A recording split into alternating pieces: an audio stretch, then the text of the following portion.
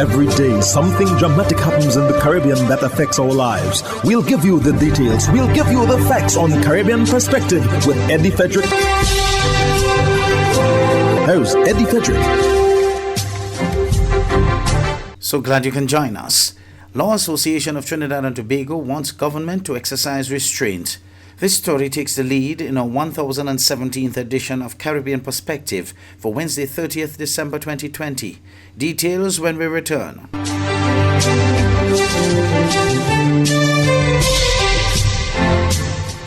Welcome back.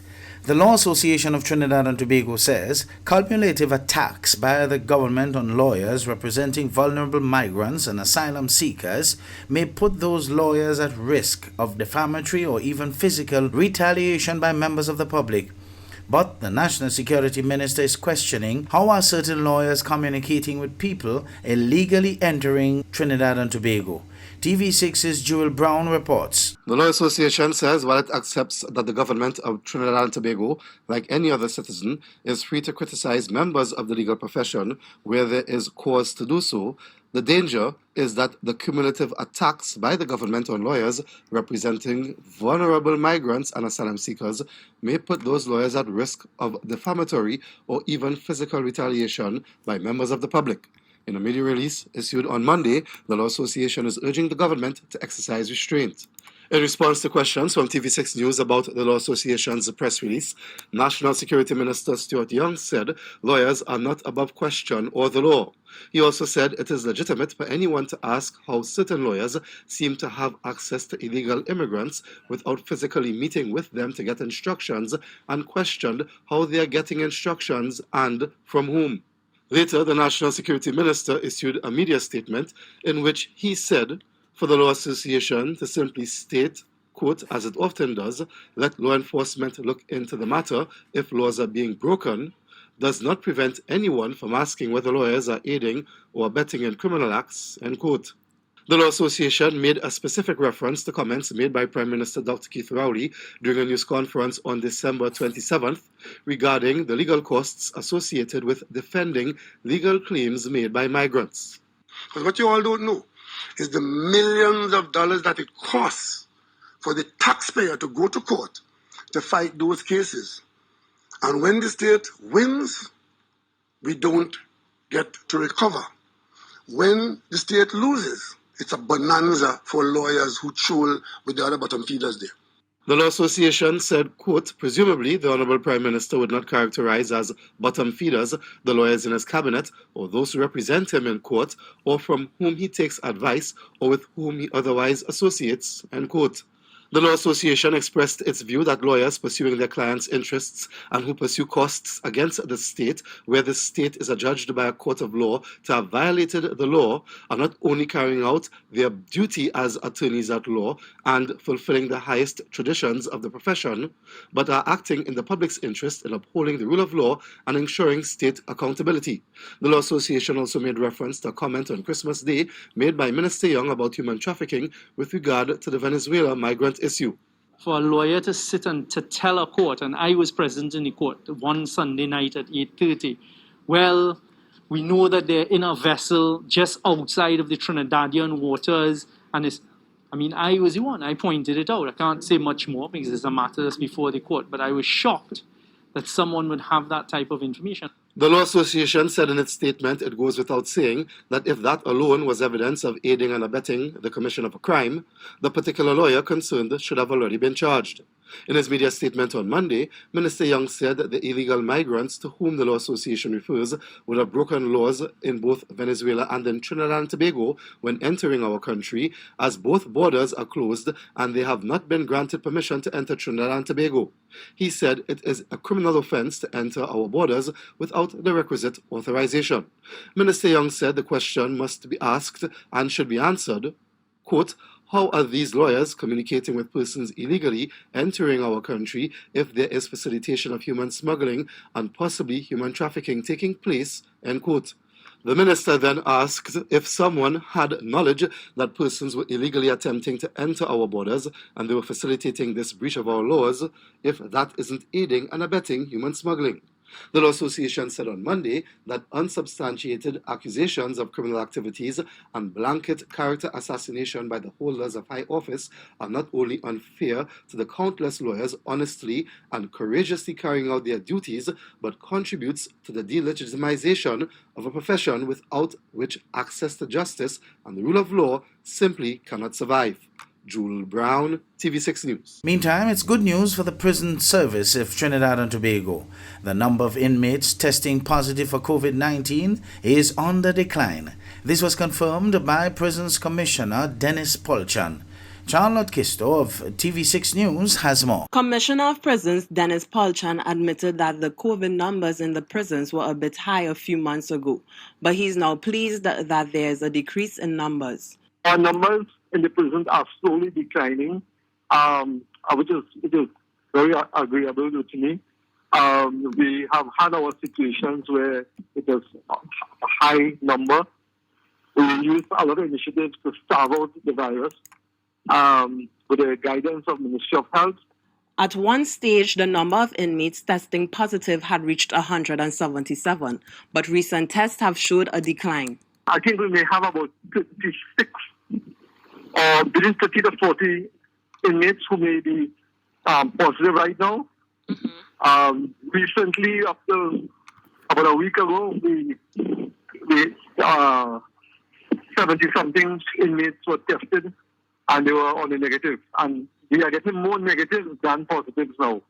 The last update from the Ministry of Health had put that figure at 37. The Prisons Commissioner says it's a learning process in dealing with the virus. We have to, adopt new approaches and see what is happening in other jurisdictions and apply it here. There's no perfect solution to fight COVID.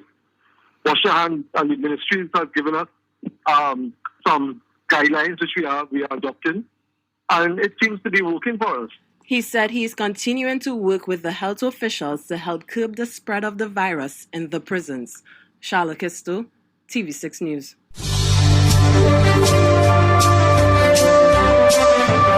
You're listening to Caribbean Perspective with Eddie Frederick.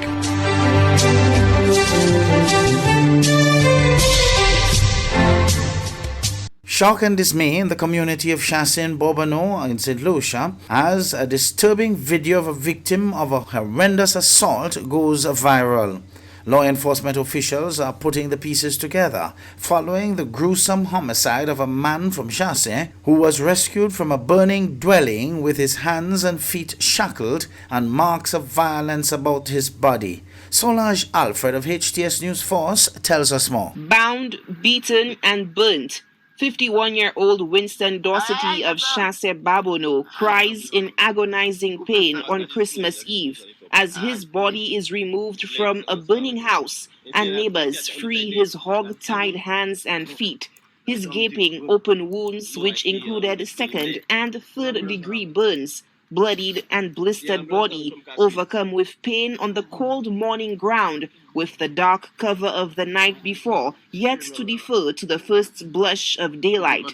Residents who heard the shrieking cries for help had rushed to his aid, pulling him from the flames of a burning structure with the smell of burnt tissue and suffocating fumes overpowering the early morning Christmas Eve air in rural Bourbonneau. The search for answers as to who would commit such an unspeakable act was met with sounds of anguish.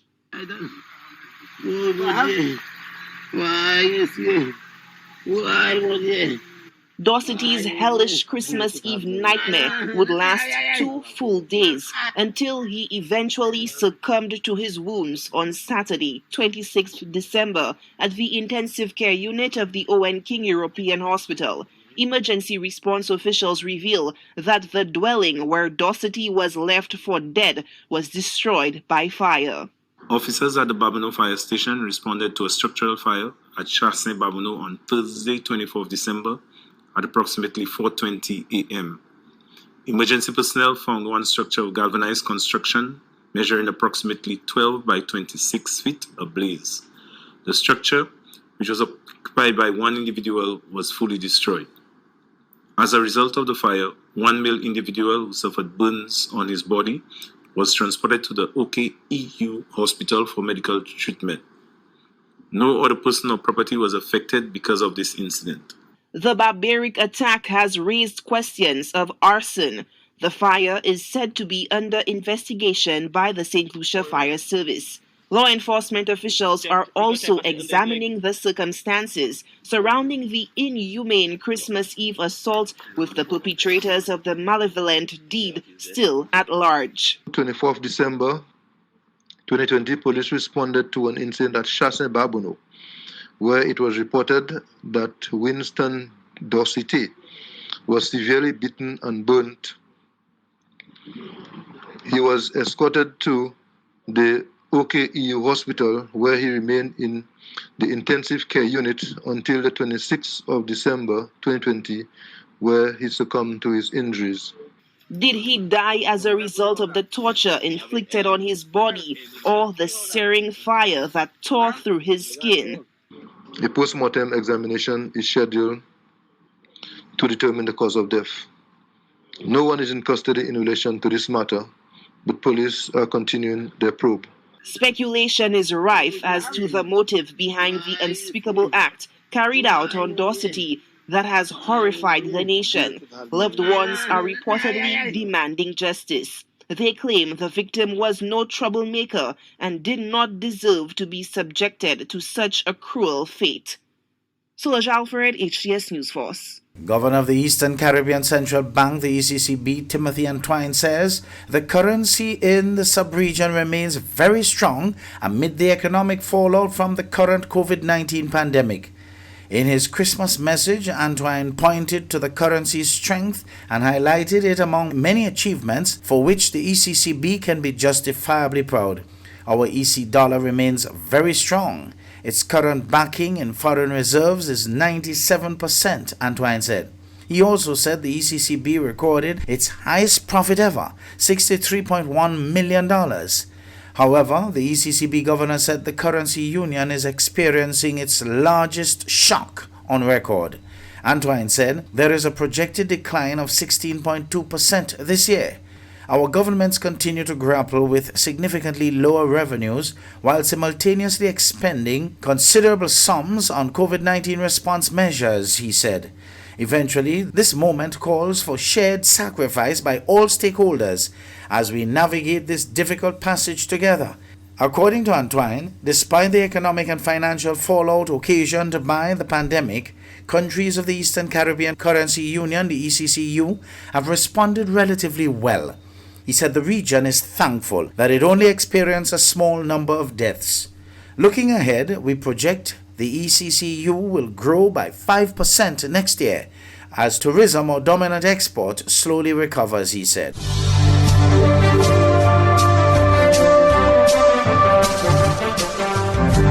I am Eddie Frederick. This has been Caribbean Perspective, a whole new approach to highlighting developments in the Caribbean. In the meantime, please continue to log on to CaribbeanPerspective.com for more daily news and more.